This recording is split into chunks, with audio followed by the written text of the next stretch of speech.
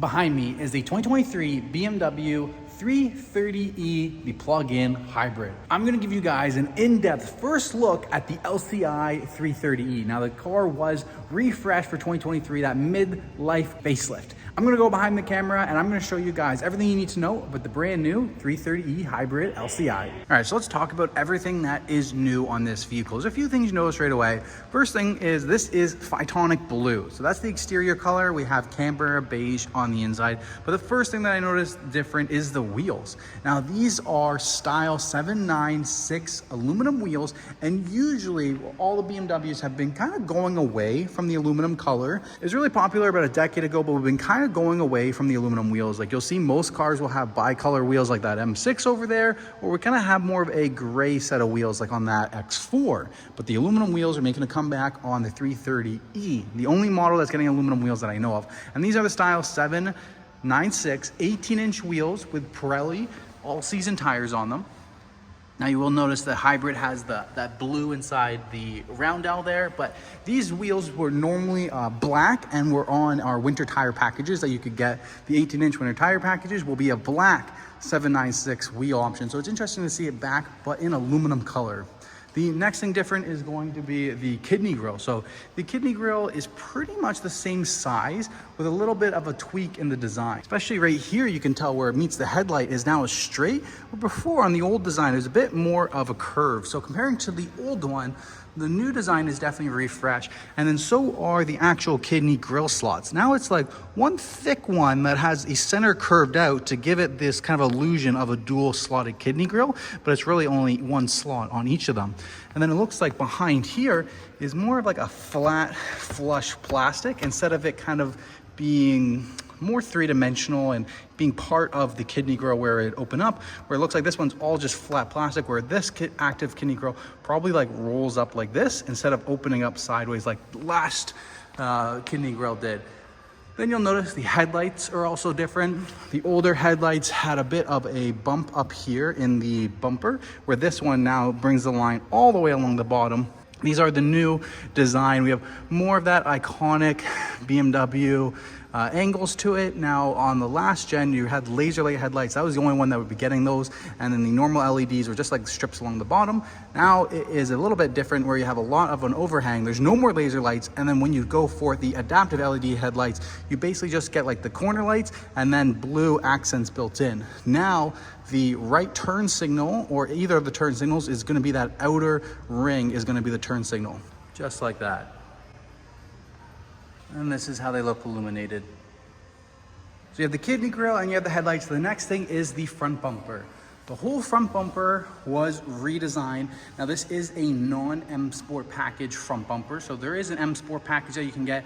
It looks a little bit different as an option for the 330 hybrid, but you can see open vent there.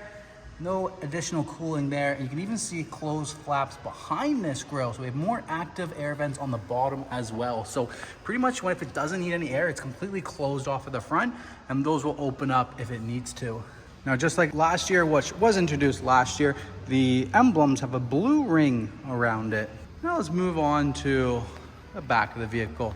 We do have an electrified by eye badge on the side, painted mirror caps, the satin aluminum window surrounds. You can start to see that beige interior on the inside as well. Coming around to the back, we have 330e xDrive. The black bumper utilizes more body paint. There's less black and gray trim back here, and the whole back rear diffuser is the same style, same body color. So the whole rear bumper got redesigned, and now it's using a lot more paint that's in there. You also notice the tailpipes look a little larger. They are actually 10 millimeters larger now, so they're 100 millimeters in total for those exhaust pipes, one at either side for the 330e. The taillights have stayed the exact same from last year. And then on the driver's side, this is where you have the plug-in for the hybrid battery. Comes just like that, and it does come standard with the charger as well. So every hybrid from BMW comes standard with the charger in the trunk. So even without the full automatic power tailgate, it still has enough pressure in the shocks to open it up all the way.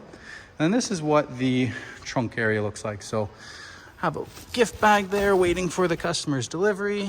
We have the carpet mats here as well. And then this pouch up here is going to have the charger pack in there.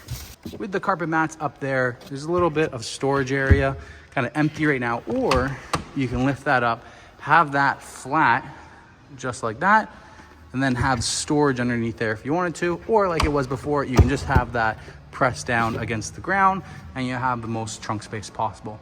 If you do want to open up the back seats, left trigger and a right trigger, we'll do a 60-40 split on the back seats. Backup camera and proximity sensors on the front and rear are standard for the vehicle. Now let's take a look on the inside.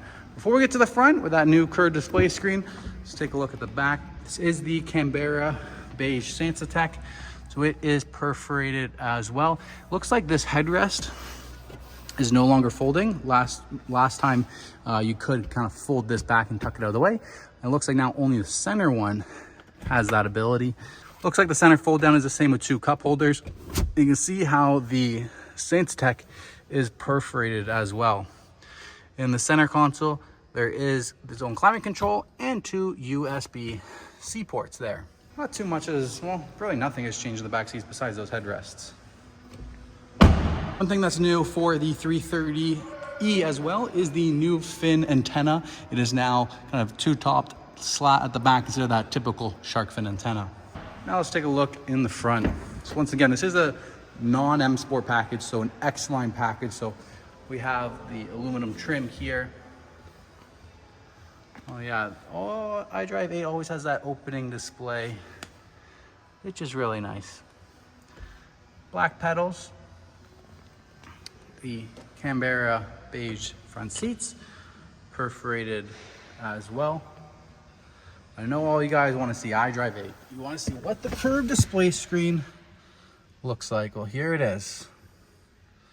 Massive 14.9 inch central display screen. 12.5 inch gauge cluster, part of that curved display screen. Move the steering wheel back so take a look. Large I logo shows up in the beginning before you start your car up. And you can configure the content that you see. Most popular is the map layout, but you can even change the layout of how you'll see the gauge cluster. So nothing's on right now. So let's start the vehicle. The vehicle's on. Makes some interesting noises. Turned off right away because I have the door open. So let's close the door and let's start it back up. It'll let you know who's wearing their seatbelts in the vehicle. I need to fasten my seatbelt, so it's prompting me to fasten my seatbelt right now. Right now, we've got about 60% charge and 24 kilometers of range on that charge. Overall, we got about 500 kilometers of range before we need a full refill. And then here you can see what that gauge cluster looks like. And then when you click this button on the steering wheel, this display option pops up. So that's when you can adjust the layout of what power and kilometers you're gonna see. Or you can have this one, which is really open, just giving you your speed basically. Then you can go over and you can adjust your content, G-force meter, the map, route preview, trip data, or just your basic reduced kilometers. So you can go through and customize all that, or you can have your music in there. So you can have anything that you want in there, which is pretty interesting because on iDrive 7, you would have your map view like there. And then over here, you could also have your music. Now it seems with iDrive 8, you can only have one or the other. Climate control menu. So you can see this is a very base car. No heated steering wheel option added on, just heated seats. That is it. And then, oh, we're already in climate menu, come back. And then you have your main menu for all your apps. Or you can filter out infotainment apps, vehicle apps. So that is pretty cool. So I like how much shorter and easier that is to get to. And then if you swipe down from the top, then you can get to your unassigned, or you can just turn the screen off completely. I think if you want to turn it back on, you just tap it and it comes back to life. Coming down, thinner vents compared to last year's model, and we're missing buttons. We're missing those 1 through 8 buttons. We're missing the radio buttons, so we really just have the power and the volume, and that's it. Skip the songs. I don't even know why those are there, especially when you have them on your steering wheel as well. Next along, and then you can go through, pull that up, and it's going to bring your music options up when you scroll that dial. If you had head-up display, it would go into your head-up display option. And then we have front defrost and rear defrost and the hazards button in the center, and that's it. Coming down the cup holder area is the exact same. There is an option for a wireless charging tray. I recommend if you're getting any car with iDrive 8 and you get Essential package and you have comfort door access, get the wireless charging tray so you can get the new Digital Key Plus for your iPhone. Cup holder, USB port, 12-volt converter. And then coming down, you have the new shifter. So no longer do we have that toggle with the button on the side, you got pull back and everything. We just basically have this with an LED light on top. Right now we're in park. There's drive, reverse, half toggle for neutral. Once we go into drive, come all the way down to sport. Once you go into sport, the engine starts up as well because you're in sport mode. Go back to neutral, drive, normal drive. And then you also have buttons after that for more sport, hybrid, electric. So you can be in sport, extra boost you'll get, or just normal sport mode. Everything goes red. Then you can come back to hybrid,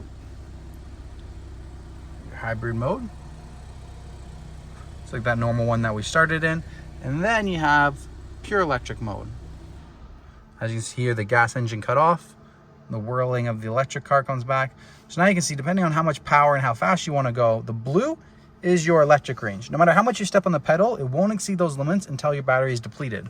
Once your battery depletes, it will automatically switch to hybrid mode, or you could just be in hybrid mode to begin with. And then now you'll see, once you go above this level, the gas motor will kick in. Once you go above this speed, then the gas motor will kick in. And then above that, you have this battery button. Battery hold. Battery charge is maintained at the current charge status while driving. So it's going to try and keep that battery status charged the same way. I forgot to mention, with that shifter, when it's time to park, you can either just shut off your car and drive or reverse, or there's a flush mounted park right there. The auto hold and the parking brake has stayed the same from last year. So it's really just the shifter that is changing right here. You did have the 360 parking camera, it'd be here. You did have the adaptive M suspension. That's what this tile will go here for. Then you have your iDrive controller. So at least unlike the X1, you still have iDrive controller, and it's not 100% touchscreen. So that's still nice. And I think once you get used to iDrive 8, it is a little bit easier. Before with iDrive 7, you would be at your home menu, and then you would go into the car, and then you'd have to go into settings and then pick which one. At least this way, you just hit menu and then all of the apps pop up. It's just a little easier to get into that. Some things get a little bit easier. Some things are a little bit trickier. Some things stay the same. So yeah, that's pretty much the little iDrive 8 demo, everything that you need to see there. Don't really have anything else. Right now we're driving, but we're in park. So as soon as you open the door, the car shuts off. You can set your charging time. So depending on how fast you want the battery, how fast you want to charge, or when the departure time is, you can adjust all of the charging settings in the hybrid. One thing compared to gas engines is you do have to click this in order to pop your gas tank. Compared to a gas motor, it would just do it automatically. Apparently the fuel system is pressurized in a hybrid, so you do have to click this button to open that up. Trunk release button, door handles, locks, mirror controls, windows, all the normals. Just to give you guys a quick look at the light switch panel if you're never looking at a hybrid. Mainly just focusing on what's new on the facelift. Oh yeah, on the facelift, the sports transmission is now standard. So before, if you didn't have an M Sport package, you wouldn't have paddle shifters. Now, every single 3 Series is going to have paddle shifters as a standard. Auto dimming mirror, controls for the full power shade and sunroof right here. And your SOS button to call for a tow truck if you need it. All right, that's everything I have for the in-depth look at the LCI 2023 330 Hybrid. If you guys are in the Toronto marketplace and you're interested in purchasing one of these cars, reach out to me at my email down below and I'd be happy to help you guys out through your purchase experience. If you guys made it all the way to the end, please smash the like button as it does help me with YouTube's algorithm. If you want to stay up to date with more BMW news, giveaways, and all of that good stuff, please consider subscribing to the channel. It's greatly appreciated. Thank you guys so much, and I'll see you on the next video.